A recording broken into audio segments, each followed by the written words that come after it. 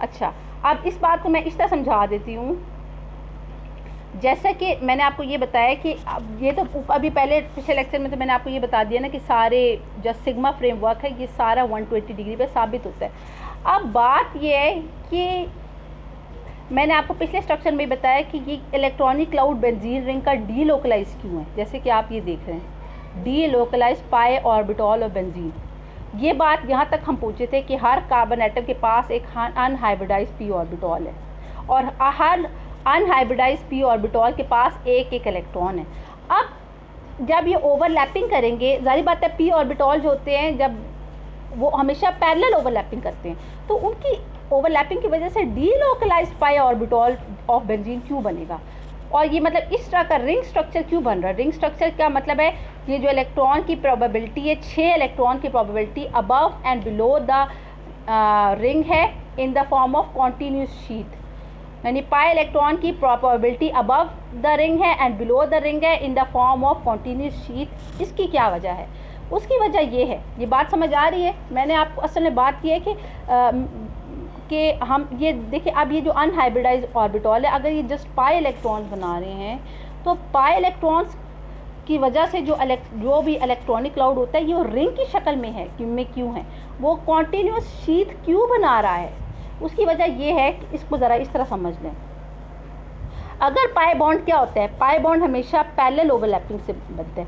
अगर let suppose हम ये सोचते हैं कि ये ये जो क्या कहते हैं पाई ऑर्बिटॉल और ये वाला पाई ऑर्बिटॉल आपस में पैरेलल ओवरलैपिंग करेंगे, ठीक है, हेड ऑन ओवरलैपिंग तो नहीं होती। तो पाई बॉन्ड कैसे बनता है?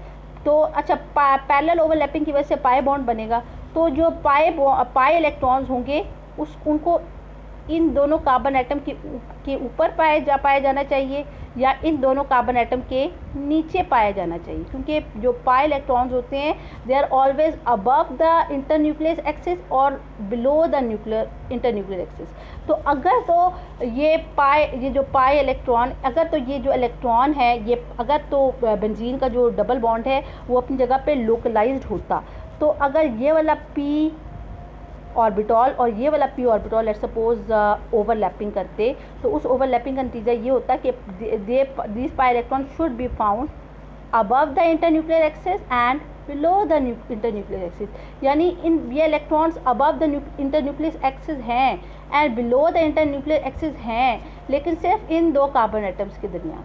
इसी तरह अगर ये वाला पी ऑर्बिटॉल इस वाले पी ऑर्बिटॉल के साथ पैरेलल ओवरलैपिंग करता, तो जो पाई इलेक्ट्रॉन है they should be found above and they should be found below the internuclear axis only between these two carbon atoms. इसी तरह अगर ये वाला और ये वाला कार्बन एटम के जो पी ऑर्बिटल है वो आपस में पैरेलल ओवरलैपिंग करते, तो जो पाई इलेक्ट्रॉन्स हैं दे शुड बी फाउंड, सही बता, तो जो पाई बॉन्ड बनेगा ना, तो पाई electron should be found above the internuclear axis and also the below the internuclear axis. लेकिन ये पैरेलल ओवरलैपिंग तो हो रही है, लेकिन ये पार्शियल पैरेलल ओवरलैपिंग है। समझ आ रही है? पैरेलल ओवरलैपिंग तो है, लेकिन बेंजीन के जो डबल बॉन्ड है वो डीलोकलाइज क्यों है? उसकी वजह ये है कि नो डाउट ये सारे पी ऑर्बिटॉल्स आपस में पैरेलल ओवरलैपिंग कर रहे हैं, लेकिन ये पैरेलल ओवरलैपिंग जो है ये पार्शियल पैरेलल ओवरलैपिंग है। ये बात समझ आई है? ये सारे पी ऑर्बिटॉल आपस में ओवरलैपिंग कर रहे हैं, लेकिन अल्कीन के ऑपोजिट, ये सारे अल्कीन के ऑपोजिट ये सारे जो पाई बॉन्ड्स हैं ये जो ओवरलैपिंग हो रही है ये पार्शियल पैरेलल ओवरलैपिंग हो रही है। उसकी वजह क्या है? ये पी ऑर्बिटॉल इसके साथ देखिए, ये पी ऑर्बिटॉल क्या है, इसके सामने भी तो है। इसी तरह ये पी ऑर्बिटॉल इस पी ऑर्बिटॉल के आमने सामने भी है। ये बात समझ आ रही है? एक को अगर आप देखो तो ये वाला जो पी ऑर्बिटॉल है ये इसके भी सामने आ रहा है, इसके इलेक्ट्रॉन के साथ भी इसके ऑर्बिटॉल के साथ भी पैरेलल ओवरलैपिंग है और इसके साथ भी। इसी वजह से ये जो पी ऑर्बिटॉल है ये पार्शियल पैरेलल ओवरलैपिंग इसके साथ भी कर रहा है और पार्शियल पैरेलल ओवरलैपिंग इसके साथ भी कर रहा है। ये बात समझ आ रही है? इसी तरह ये वाला जो पी ऑर्बिटॉल है ये पार्शियल पैरेलल ओवरलैपिंग इसके अपने क्या कहते हैं इस ऑर्बिटॉल के साथ भी कर रहा है, इसके जहाँ मैं पॉइंट आउट कर रही हूँ। देखिए इस तरह इसके साथ भी कर रहा है, और ये पार्शियल पैरेलल ओवरलैपिंग इसके साथ भी कर रहा है। इसी तरह इसको भी देखिए, ये पार्शियल पैरेलल ओवरलैपिंग इसके साथ भी कर रहा है और इसके साथ भी कर रहा है। इसी तरह ये वाला इसके साथ भी कर रहा है और इसके साथ भी पार्शियल। तो हर पी ऑर्बिटल बेंजीन रिंग में अपने साथ मौजूद दोनों कार्बन एटम के पी ऑर्बिटल के साथ पार्शियल पैरेलल ओवरलैपिंग कर रहा है। ये बात समझ आई है? बेंजीन रिंग का हर कार्बन एटम अपने साथ मौजूद दोनों कार्बन एटम के पी ऑर्बिटल के साथ पार्शियल पैरेलल ओवरलैपिंग कर रहा है। ये बात समझ आई है? बेंजीन रिंग का हर कार्बन एटम अपने साथ मौजूद दोनों एडजेसेंट कार्बन एटम के पी ऑर्बिटल के साथ पार्शियल पैरेलल ओवरलैपिंग करता। अगर तो ये सिर्फ एक पी ऑर्बिटल के साथ पैरेलल ओवरलैपिंग करता तो ये डबल बॉन्ड अपनी जगह पर फिक्स होता, लेकिन चूंकि जो पी ऑर्बिटल है अपने साथ मौजूद दोनों कार्बन एटम के साथ पार्शियल पैरेलल ओवरलैपिंग कर रहा है, तो इसकी वजह से क्या है, बॉन्ड तो बन रहा है, बॉन्ड तो 3 ही डबल बॉन्ड होनी चाहिए, लेकिन ये जो डबल बॉन्ड है, डबल बॉन्ड का क्या मतलब है, 2 पाई इलेक्ट्रॉन्स होते हैं। डबल बॉन्ड का आप मतलब समझे, डबल बॉन्ड क्या होता है, उसमें 2 पाई इलेक्ट्रॉन्स होते हैं। They should be found above and below the internuclear axis, ऐसा ही होता है ना।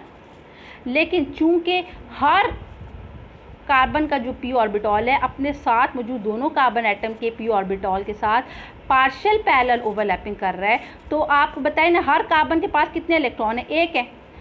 6 कार्बन के पास कितने पी इलेक्ट्रॉन है?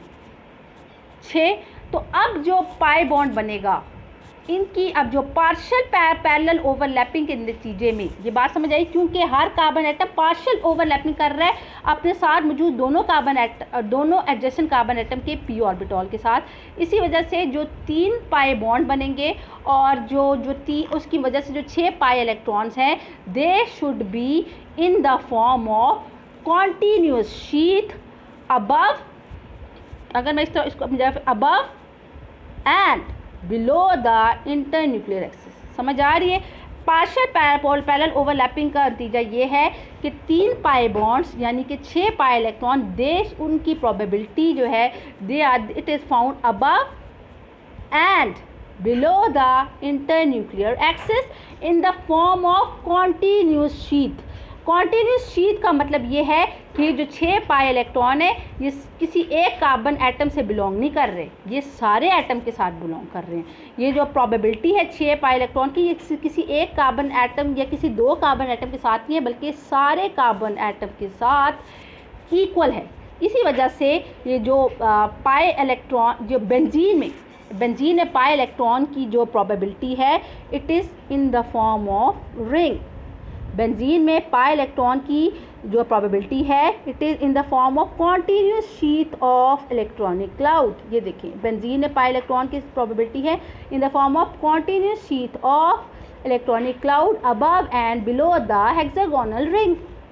ये बात समझ आइए। और उसकी वजह क्या है कि बेंजीन में हर कार्बन एटम अपने साथ मौजूद दोनों एडजेसेंट कार्बन एटम के पी ऑर्बिटल के साथ पार्शियल पैरेलल ओवरलैपिंग कर रहा है, जिसकी वजह से जो डबल बॉन्ड है बेंजीन में, ये अपनी जगह पे लोकलाइज नहीं है, फिक्स नहीं है, बल्कि जो डबल बॉन्ड है वो डी लोकलाइज है, यानी जो पाई इलेक्ट्रॉन है वो हर जगह और सारे एटम के साथ इंक्लूड हो रहे हैं। ये बात समझ आ गई? तो यही बात है। तो कैकूल के स्ट्रक्चर में मैंने आपको बताया, कैकूल की मेजर गलती ही ये थी कि उसने ये डबल बॉन्ड को लोकलाइज कंसीडर करवाया था, लेकिन बेंजीन के जो डबल बॉन्ड्स हैं वो लोकलाइज नहीं है बल्कि डी लोकलाइज्ड है। इसी वजह से बेंजीन के जो पाई इलेक्ट्रॉन्स हैं वो डी लोकलाइज्ड है, और डी लोकलाइज्ड होने की वजह से ही बेंजीन जो है वो इतनी रिएक्टिव नहीं है। बेंजीन के इलेक्ट्रॉन्स घूमते रहते हैं इन द फॉर्म ऑफ रिंग। जो पाई इलेक्ट्रॉन है ना बेंजीन के, वो रिंग की फॉर्म में घूमते रहते हैं, इसलिए उनको हासिल करना इतना आसान नहीं है। इसी वजह से हमें बज़ाहिर तो ये दिखाई देता है कि बेंजीन के अंदर 3 डबल बॉन्ड्स हैं, लेकिन चूंकि ये तीनों के तीनों डबल बॉन्ड डी लोकलाइज्ड हैं, इसी वजह से बेंजीन इतनी बहुत ज़्यादा स्टेबल कंपाउंड है, ये अपना रिएक्शन ईजिली नहीं देती। तो अब आपको आई होप यही वजह, अगर मैं लाइन आपको पढ़ के बताऊँ तो आपको समझ आ चुकी होगी। यहाँ से बताती हूँ, the unhybridised 2pz orbital partially overlap, partially, ये लव पार्शली ज़रा आप जहन में रखें, partially overlap 2 form a continuous sheath of electronic cloud enveloping above and below the 6 carbon to carbon sigma bonds of the ring. Since each 2pz orbital overlapped by the 2pz orbitals of the adjacent carbon atom, therefore this overlapping gives diffuse or delocalized electronic cloud. I hope आपको ये बात समझ आ चुकी होगी.